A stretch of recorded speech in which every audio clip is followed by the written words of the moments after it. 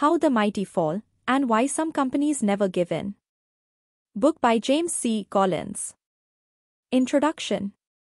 सबसे पहले आपको ये जानना जरूरी है कि डिक्लाइन सेल्फ इन्फ्लिक्टेड होती है। इसका मतलब है कि डिक्लाइन या डूबने का कारण कंपनी खुद होती है।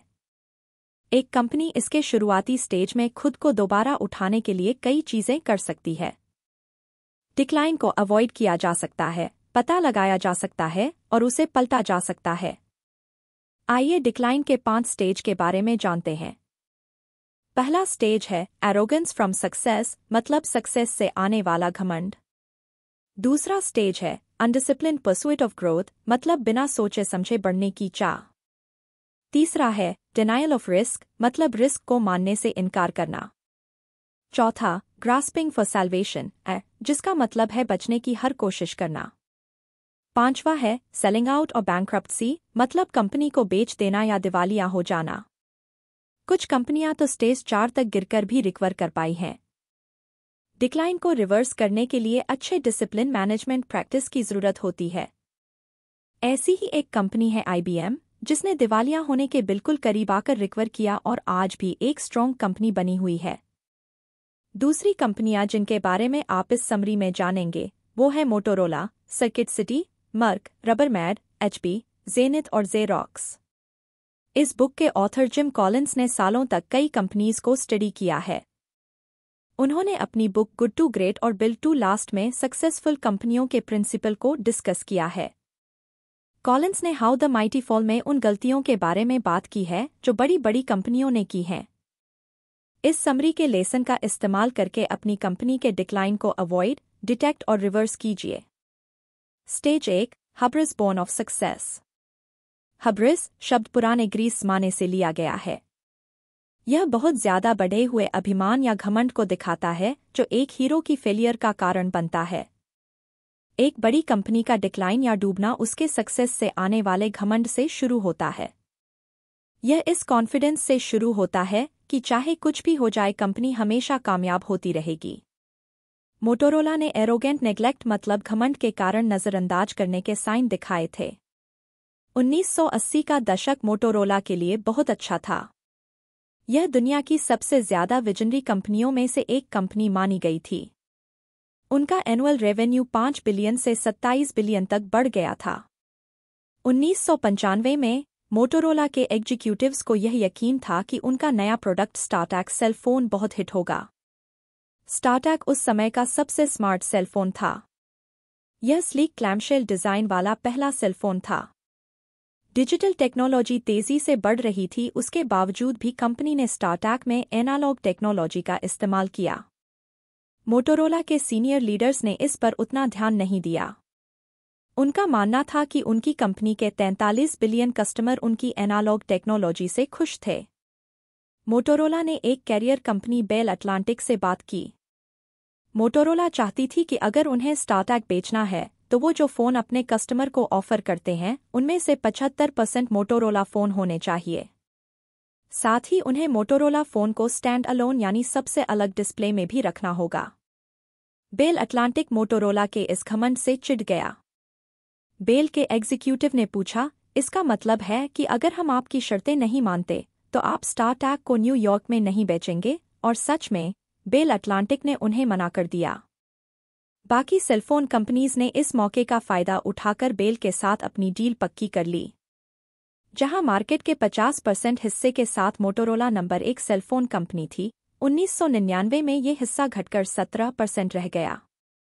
1995 से 2005 तक उनका स्टॉक प्राइस 50% से ज्यादा गिर गया था। स्टेज 1 की एक और निशानी है अपने प्राइमरी फ्लाई व्हील को नजरअंदाज करना। इसका मतलब है कि आपकी जो खासियत या एक्सपर्टीज है उससे दूर हो जाना। इसका एक एग्जाम्पल है 90 के दशक की मशहूर कंज्यूमर इलेक्ट्रॉनिक्स कंपनी, जिसका नाम है सर्किट सिटी। सर्किट सिटी उस दशक में 10 गुना बढ़ गई थी। इसलिए कंपनी ने 2 नए फ्लाई व्हील शुरू किए, कार्मैक्स और डीवेक्साई। कार्मैक्स में कंपनी ने सेकेंड हैंड गाड़ियों की चेन सुपरस्टोर खोलने की सोची। उस वक्त सेकेंड हैंड गाड़ियों का बिजनेस इतना अच्छा नहीं था। Circuit city second hand car के सुपरस्टोर खोलकर इस बिजनेस को बढ़ाना चाहती थी। DVX एक स्पेशल DVD प्लेयर है। इसमें एक सिस्टम है जो ये ट्रैक करता है कि लोगों ने इस पर रेंटेड DVD कब देखी है। इससे ये फायदा था कि लोग जब तक मूवी नहीं देख लेते तब तक उन्हें DVD वापस देने की कोई जल्दी करने की जरूरत नहीं थी। लेकिन कुछ इन्वेस्टर्स ने इस बात पर चिंता जताई कि CarMax और DVX कंपनी का ध्यान कंज्यूमर इलेक्ट्रॉनिक्स बेचने से हटा रहे हैं। लेकिन सर्किट सिटी के CEO ने कहा कि उन्हें किसी बात की चिंता करने की जरूरत नहीं है। 1998 के फर्स्ट हाफ में 44% अर्निंग ग्रोथ से ये सही साबित भी हुआ। लेकिन सर्किट सिटी डिक्लाइन के स्टेज 1 से स्टेज 5 तक चली गई। 1995 का 20% प्रॉफिट धीरे धीरे लगभग 10% से भी नीचे आ गया। फिर कंपनी घाटे में चली गई और आखिरकार उन्होंने बैंकरप्सी फाइल कर दिया। लेकिन कुछ इन्वेस्टर्स ने इस बात पर चिंता जताई कि CarMax और DVX कंपनी का ध्यान कंज्यूमर इलेक्ट्रॉनिक्स बेचने से हटा रहे हैं। लेकिन सर्किट सिटी के CEO ने कहा कि उन्हें किसी बात की चिंता करने की जरूरत नहीं है। 1998 के फर्स्ट हाफ में 44% अर्निंग ग्रोथ से ये सही साबित भी हुआ। लेकिन सर्किट सिटी डिक्लाइन के स्टेज 1 से स्टेज 5 तक चली गई। 1995 का 20% प्रॉफिट धीरे धीरे लगभग 10% से भी नीचे आ गया। फिर कंपनी घाटे में चली गई और आखिरकार उन्होंने बैंकरप्सी फाइल कर दिया। जब एक कंपनी को सक्सेस मिलती है तो उनके दिमाग में नए फ्लाई व्हील बनाने का आइडिया आ सकता है। ऐसा करते हुए कंपनी अपने पहले फ्लाई व्हील को भूल जाती है जिससे उसे सक्सेस मिली थी। अगर आपका फ्लाई व्हील एक इंसान की बेसिक जरूरत को पूरा करता है तो वो कभी भी पुराना नहीं होगा या बिकना बंद नहीं होगा। आपको उसे बेहतर बनाते रहना होगा। इसे इस तरह से डेवलप करते रहिए जिससे सालों साल ये कस्टमर्स की ज़रूरतों को पूरा करता रहे। बेस्ट बाय सर्किट सिटी का कॉम्पिटिटर है। उन्होंने एक नए फ्लाई व्हील बनाने के बजाय हाई क्वालिटी कंज्यूमर इलेक्ट्रॉनिक्स को कम दाम में बेचने पर फोकस किया। बेस्ट बाय ने अपने स्टोर को ऐसे बनाए रखा जिसमें फ्रेंडली एनवायरनमेंट हो और कस्टमर्स आसानी से अपनी ज़रूरत की चीज़ों को ढूंढ पाएं। कंपनी समय के साथ अपने स्टोर का मॉडल भी चेंज करती रही। जैसे 1995 में बेस्ट बाय अपने स्टोर में CD प्लेयर और वीडियो गेम कंसोल भी लेकर आए ताकि कस्टमर्स वही म्यूजिक और वीडियो गेम का सैंपल चेक कर सकें। 2003 में कंपनी ने कस्टमर्स को नई टेक्नोलॉजी समझाने और प्रोडक्ट्स चुनने में मदद करने के लिए गीक स्क्वाड्स या स्टाफ भी रखा। इसका नतीजा यह था कि बेस्ट बाय ने सर्किट सिटी से 2.5 गुना ज्यादा प्रॉफिट कमाया। 1995 से 2006 तक बेस्ट बाय में इन्वेस्ट किया हुआ हर डॉलर सर्किट सिटी से 4 गुना बढ़ चुका था। स्टेज 1 डिक्लाइन की दूसरी निशानी है किस्मत पर बहुत ज्यादा भरोसा करना, क्या और क्यों में कंफ्यूज होना और लीडर्स में सीखने की इच्छा की कमी होना। Great Atlantic and Pacific T company या अपी के CEO ने उनसे पहले जो लीडर थे जो मर चुके थे उनके सूट पहनने पर जोर दिया। उन्होंने ऑफिस को बिल्कुल वैसा ही रखा जैसा 20 साल पहले उनसे पहले वाले लीडर ऑफिस को छोड़ गए थे। लेकिन सक्सेस इस बारे में नहीं है कि कंपनी क्या करती है, बल्कि वो ऐसा करने के पीछे कारण के बारे में है। एक सक्सेसफुल कंपनी ऐसी चीज़ों को बदल सकती है जो अब किसी काम की नहीं, लेकिन उसके पीछे के प्रिंसिपल्स हमेशा वही रहते हैं। ब्राज़ीलियन एंटरप्रेनर्स ने एक डिस्काउंट रिटेल चेन खोलने के बारे में वॉलमार्ट के फाउंडर सैम वॉल्टन से सलाह मांगी। सैम ने खुद एयरपोर्ट से उन्हें पिकअप किया और अपने घर पर डिनर भी कराया। बर्तन साफ करते वक्त सैम ने ब्राज़ीलियंस से उनके बिजनेस के बारे में पूछा। वो इन नए एंटरप्रेनर्स से सीखना चाहते थे क्योंकि वो वॉलमार्ट के $1 ट्रिलियन सक्सेस को लेकर चिंता में थे। सैम अपनी कंपनी में इंसानियत की भावना बनाए रखना चाहते थे। उन्होंने एक शांत और डाउन टू अर्थ इंसान को अपने सक्सेसर के रूप में चुना जो वॉलमार्ट का कोर मकसद, जो कि आम इंसान को फायदा पहुंचाना है, को बनाकर रख सके। Stage 2 undisciplined pursuit of more. कुछ कंपनीज स्टेज 1 से stage 2 the undisciplined pursuit of more की तरफ चली जाती हैं। लीडर्स चाहते हैं कि उनकी परफॉर्मेंस, लोग और क्रिएटिविटी में बढ़त हो। उन्हें ये समझ नहीं आता कि अनडिसिप्लिन ग्रोथ ज्यादा दिन तक नहीं चलती। वो बेहतर होने और बढ़ने के बीच का फर्क नहीं समझते। याद रखिए, जरूरी नहीं है कि हर बड़ी चीज अच्छी हो और हर अच्छी चीज का बड़ा होना जरूरी नहीं है। 1995 में शेयर होल्डर्स को दिए एनुअल लेटर में मर्क के सीईओ रे गिलमार्टिन ने कंपनी के सबसे टॉप मकसद पर जोर दिया। ये मकसद नई दवाइयां बनाना, रिसर्च और डेवलपमेंट या साइंस में कुछ बेहतर करना नहीं था। उन्होंने कहा कि कंपनी की पहली प्रायोरिटी है ग्रोथ। 5 ऐसी दवाइयां जिनका एनुअल रेवेन्यू 5 बिलियन था, उनके पेटेंट 2000 में खत्म होने वाले थे। उनकी दवाइयों की नकल करने वाली कंपनियां इस मौके का फायदा उठाने के लिए तैयार थीं।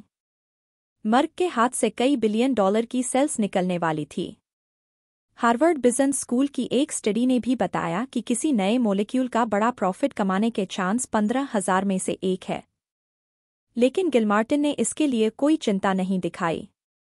1998 की एनुअल रिपोर्ट में उन्होंने आर्थराइटिस पेशेंट्स के लिए एक पेन किलर की बात की, जिसका नाम VIOXX था।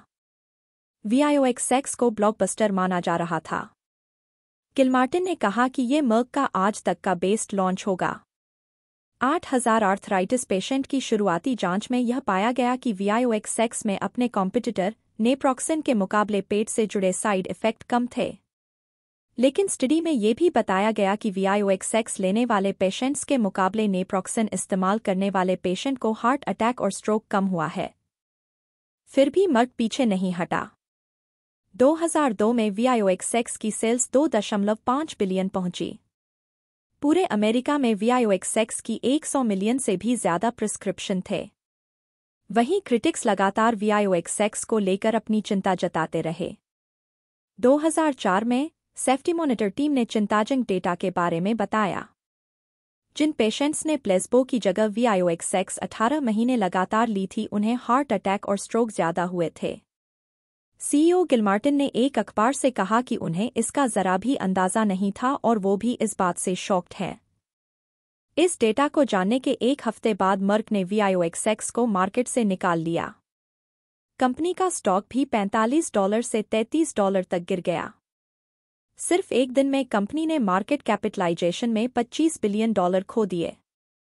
कुछ ही महीनों में उनके स्टॉक की कीमत गिरकर $26 रह गई। इस प्रॉब्लम के पीछे मर्क का ग्रोथ को लेकर पागलपन था। कंपनी ये भूल गई थी कि उनका असली काम लोगों के लिए दवाइयां बनाना था, प्रॉफिट कामना नहीं। ऐसा अनडिसिप्लिन्ड परसूट का दूसरा एग्जाम्पल है रबरमेड कंपनी।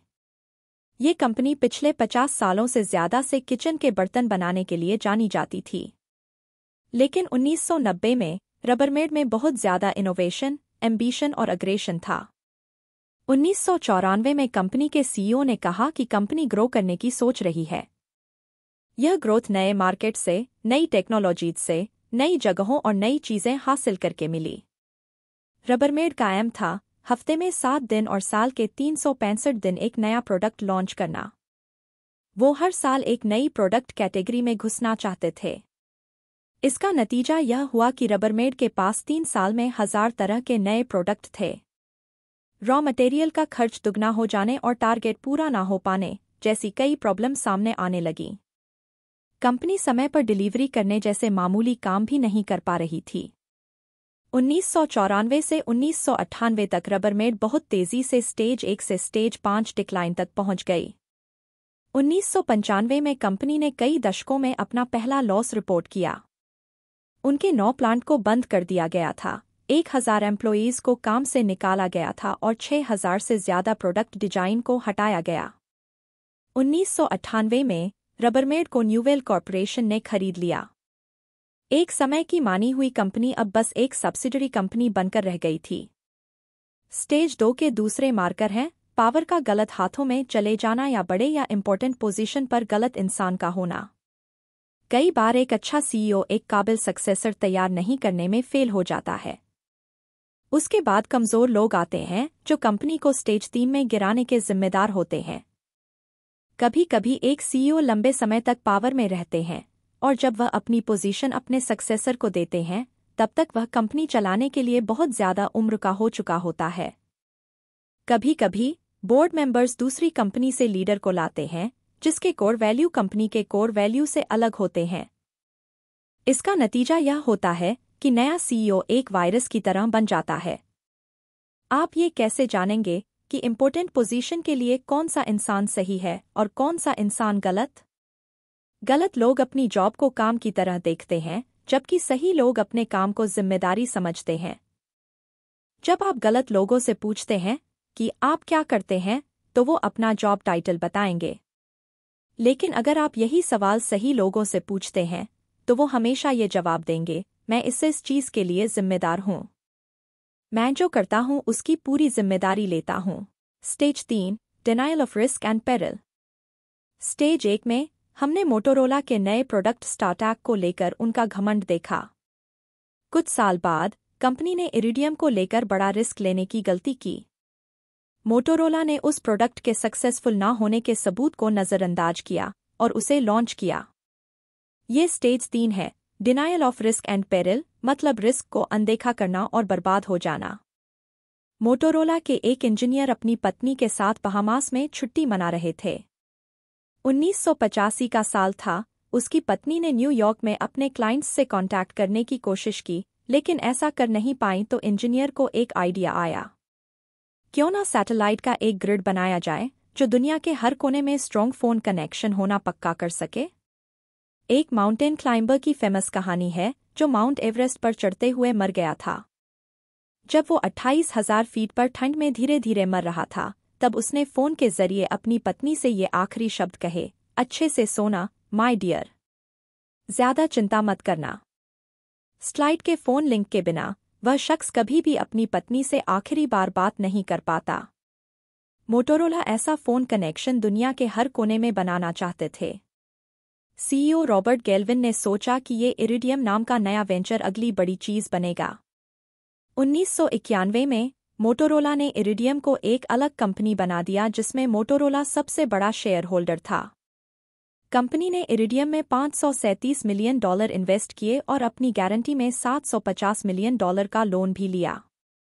लेकिन अगले कुछ सालों में टेक्नोलॉजी में बहुत सी डेवलपमेंट हुई। 1996 में ट्रेडिशनल सेल्युलर सर्विस दुनिया के कोने कोने में फैल चुकी थी।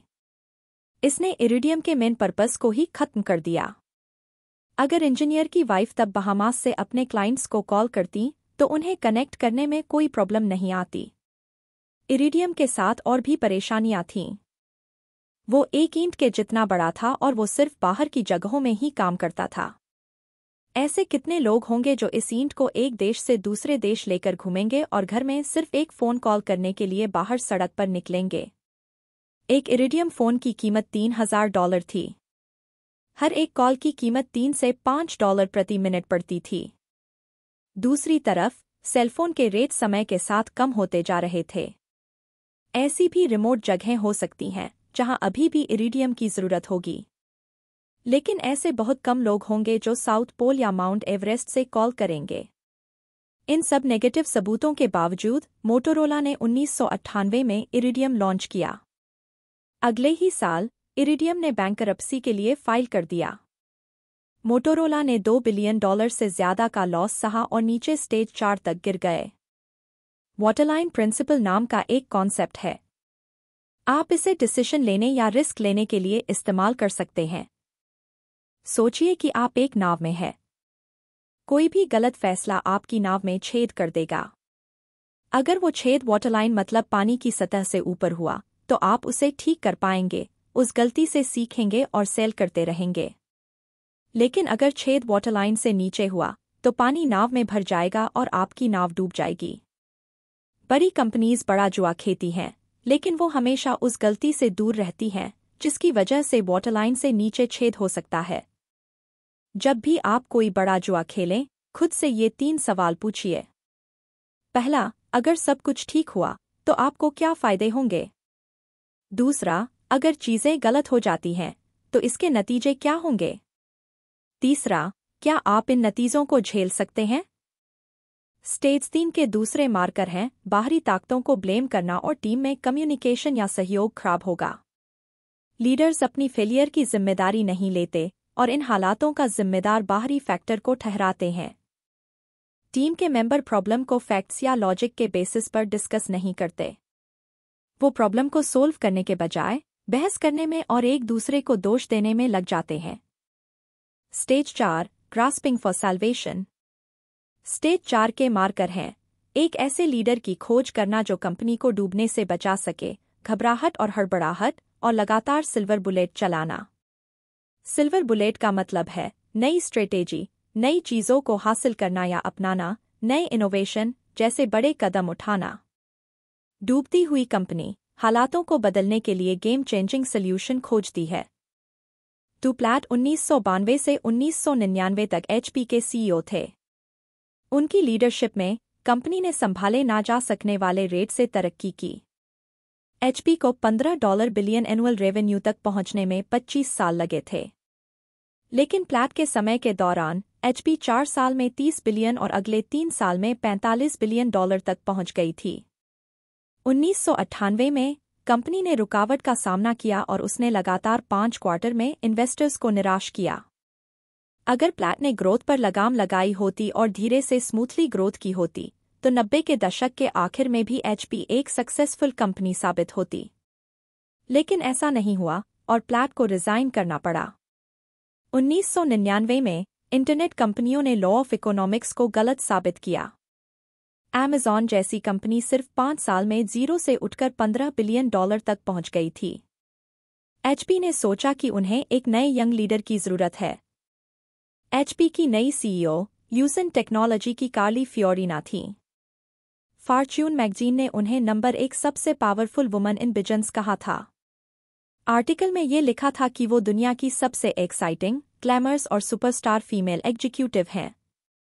फॉर्च्यून मैगजीन के अलावा Fiorina Forbes, business week, Wall Street Journal, New York Times, Washington Post और वोग मैगजीन में भी फीचर की गई थी। वो एक ऐसी सेलिब्रिटी सीईओ बन गई थी जिनकी मदद से एचपी को बचाने की उम्मीद की जा रही थी। दूसरी तरफ लुइस जर्स्टनर 1993 में आईबीएम के सीईओ थे जो उस वक्त अपने डिक्लाइन पर थी। पर्सनल कंप्यूटर ज्यादा चल रहे थे और आईबीएम के मेनफ्रेम कंप्यूटर का चलन कम हो रहा था। United States of America today Gerstner के आईबीएम में पहले 100 दिन को कवर करना चाहती थी। आइडिया था कि आईबीएम की सिचुएशन कैसे इंप्रूव होती है, इसका एक डेली प्रोग्रेस चार्ट पब्लिश करना। लेकिन जर्स्टनर ने ये रिजेक्ट कर दिया। उन्होंने जर्नलिस्ट को कहा, नहीं, थैंक यू। जब तक हम इस प्रॉब्लम को सोल्व कर रहे हैं, तब तक हम दुनिया की नज़रों से हट कर रहेंगे। दूसरी तरफ एचपी की फियोरिना ने सोचा कि एक टेलीविजन कमर्शियल में सबके सामने आना एक अच्छा आइडिया है।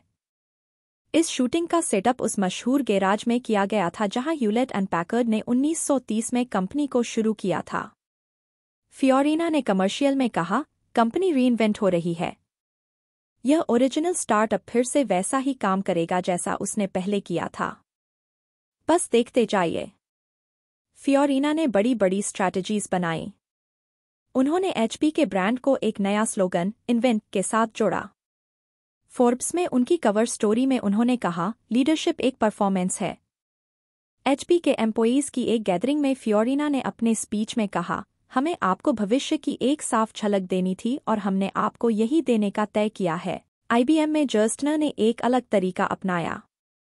उन्होंने कहा कि इस मुश्किल के समय में वह आखिरी चीज जिसकी आईबीएम को जरूरत होगी वो है एक विजन। उनका कहने का ये मतलब नहीं था कि एक कंपनी को विजन की जरूरत नहीं है। जर्स्टनर का कहने का ये मतलब था कि उनकी प्रायोरिटी और भी ज्यादा जरूरी चीजों पर है। शुरुआती हफ्तों में उन्होंने इस बात पर ध्यान दिया कि इम्पोर्टेंट पोजीशन पर सही इंसान हो। वो कैश फ्लो को बढ़ाना चाहते थे, प्रॉफिट कमाने की एबिलिटी को वापस पाना चाहते थे और सबसे जरूरी बात, अपने कस्टमर्स को इन सब का सेंटर बनाना चाहते थे। उनके पहले 100 दिन के बाद United States of America today ने एक स्टोरी कवर की जिसमें कहा गया कि जर्स्टनर ने कुछ नहीं किया और वो एक मिरेकल वर्कर नहीं है।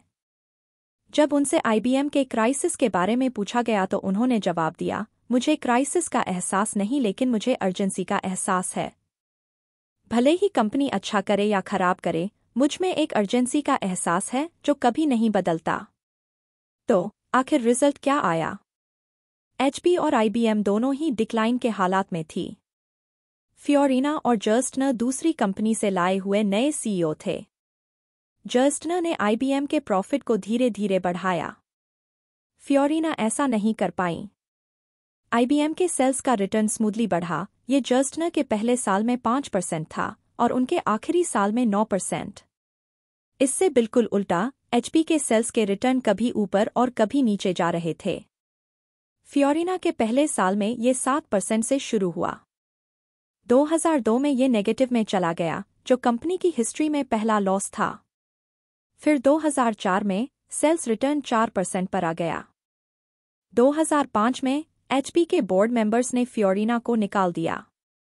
कंपनी को बचाने वाला सीईओ उन सिल्वर बुलेट में से एक है जिस पर कंपनी बचने के लिए भरोसा करती है।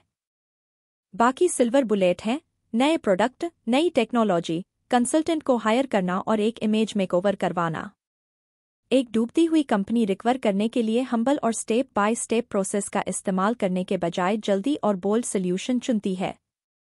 स्टेज 4 को आप उस लड़ाई से कंपेयर कर सकते हैं जब दुश्मन आपसे कहीं ज्यादा हों और उन्होंने आपको चारों तरफ से घेर लिया हो। अगर आप एक पागल की तरह अंधाधुंध शूट करते रहेंगे तो इससे सिचुएशन और खराब हो जाएगी। इससे बेहतर ये होगा कि सांस लीजिए और शांत हो जाइए।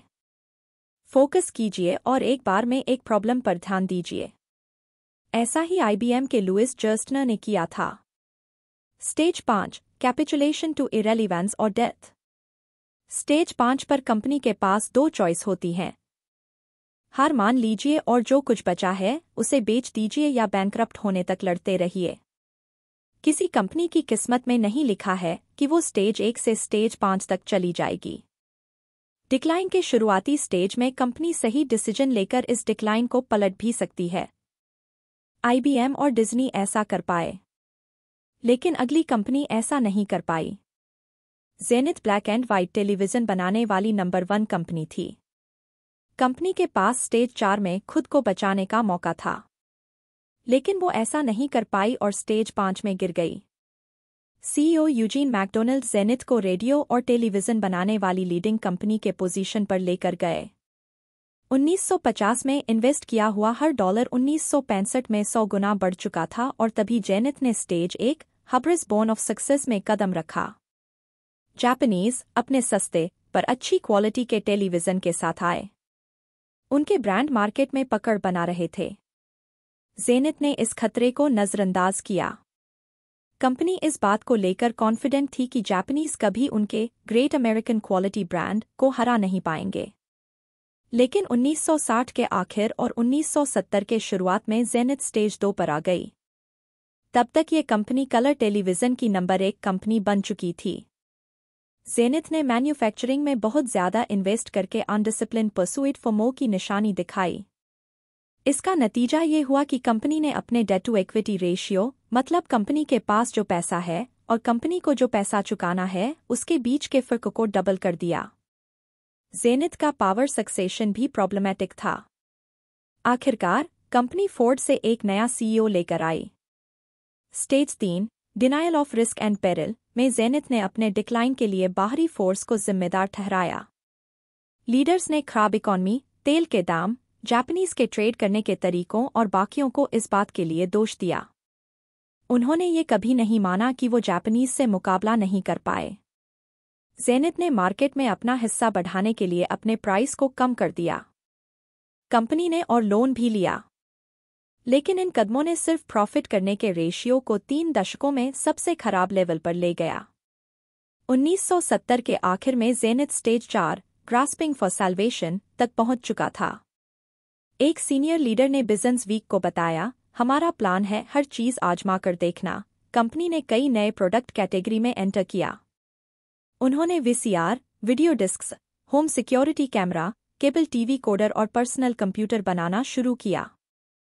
जेनिथ का डेट टू इक्विटी रेशियो 140% तक बढ़ गया था।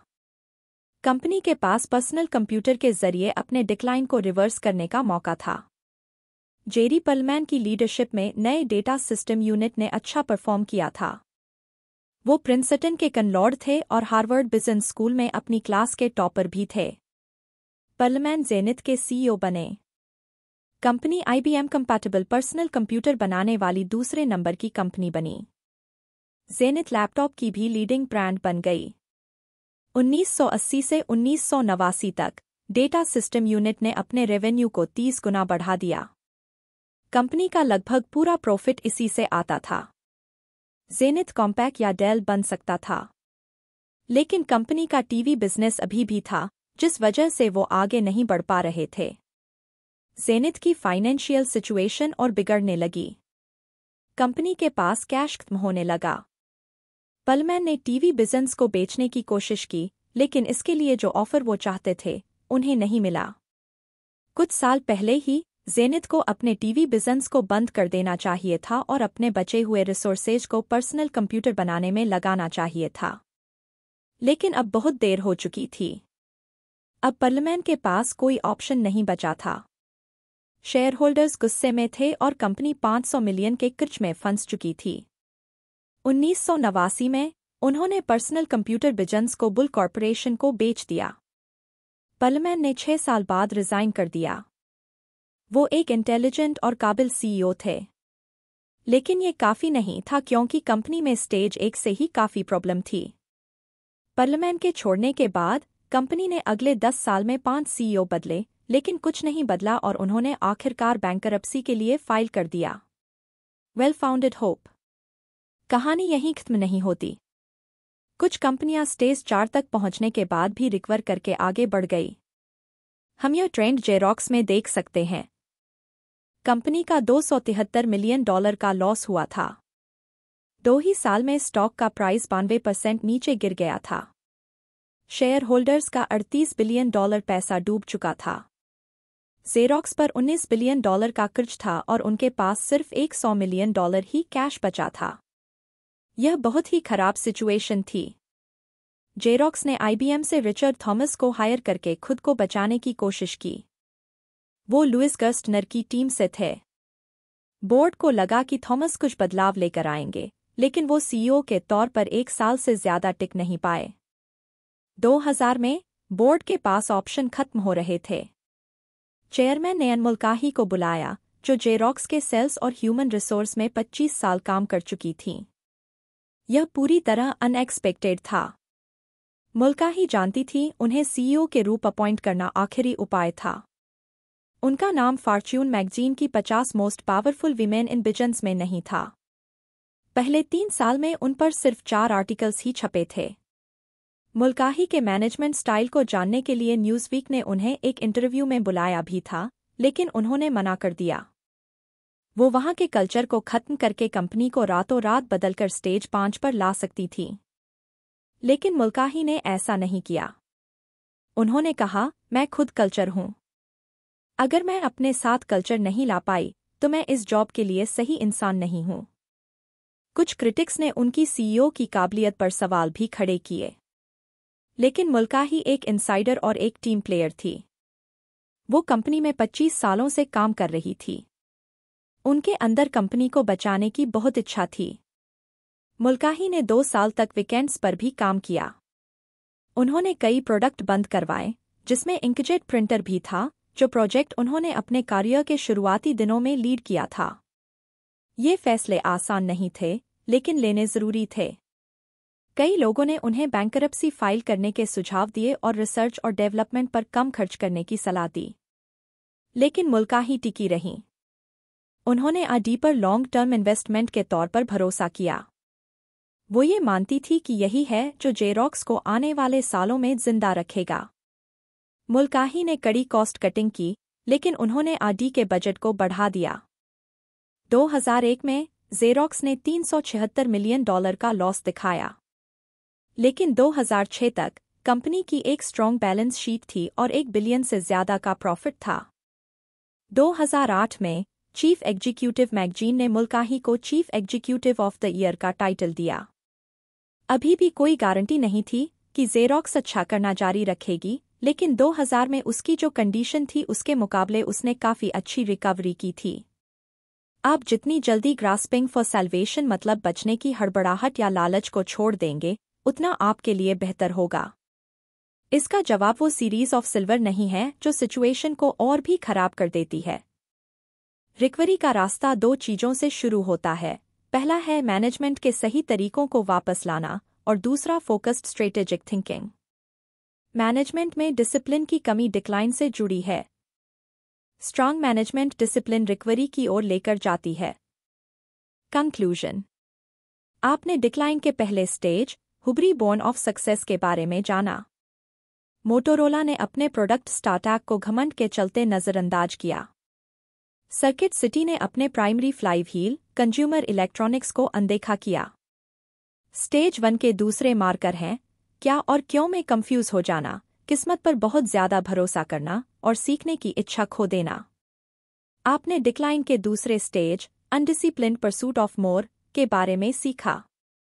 मर्क अपने प्रोडक्ट VIOXX को लेकर बड़े और बेहतर के बीच के अंतर को नहीं समझ पाए। रबरमैड ने हर रोज साल के 365 दिन एक नया प्रोडक्ट लॉन्च करके अनसस्टेनेबल मतलब संभाला ना जा सकने वाला ग्रोथ लेकर आए। स्टेज 2 के दूसरे मार्कर हैं पावर में और जरूरी पोजीशन में गलत लोगों का होना। आपने डिक्लाइन के तीसरे stage denial of risk and peril के बारे में जाना। इरिडियम के नेगेटिव सबूत के बावजूद मोटोरोला ने उसे लेकर एक बड़ा जुआ खेला। इसके दूसरे मार्कर है बाहरी फैक्टर्स को ब्लेम करना और टीम में खराब डायनामिक्स होना। चौथा स्टेज है ग्रास्पिंग फॉर सैल्वेशन। HP ने नया सेवियर लीडर ढूंढा जिसने शोर तो बहुत मचाया लेकिन रिजल्ट बिल्कुल 0 दिए। इससे बिल्कुल उल्टा IBM के पास ऐसा लीडर था जिसने एक बार में एक चीज की और सबसे जरूरी चीजों पर फोकस किया। स्टेज 4 के दूसरे मार्कर हैं घबराहट, बेसब्री और बहुत सारी चीजें एक साथ ट्राई करना, जिन्हें हम सीरीज ऑफ सिल्वर बुलेट कहते हैं। पांचवा स्टेज है कैपिचुलेशन टू इरेवेलेंस और डेथ। ज़ेनिथ सभी स्टेज को पार करके स्टेज 1 से स्टेज 5 तक पहुंचा था। कंपनी ने जापानीज ब्रांड के खतरे को नजरअंदाज किया और मैन्युफैक्चरिंग में अंधाधुन पैसा लगाया, बाहरी फैक्टर्स को दोष दिया, कई नई प्रोडक्ट कैटेगरी में हाथ डाला और आखिर में बैंकरप्सी के लिए फाइल किया। वहीं दूसरी तरफ जेरॉक्स भी कुछ में डूबी हुई थी और उनके पास कैश नहीं था। लेकिन जेरॉक्स को ऐसी नई CEO मिली जिन्होंने कोर वैल्यूज को बनाए रखा और मैनेजमेंट में कड़े डिसिप्लिन को वापस लेकर आई। अच्छे लीडर में अर्जेंसी यानी तुरंत एक्शन लेने का एहसास होना चाहिए, भले ही कंपनी अच्छा कर रही हो या नहीं। वो हमेशा इम्प्रूवमेंट और प्रोग्रेस खोजते हैं।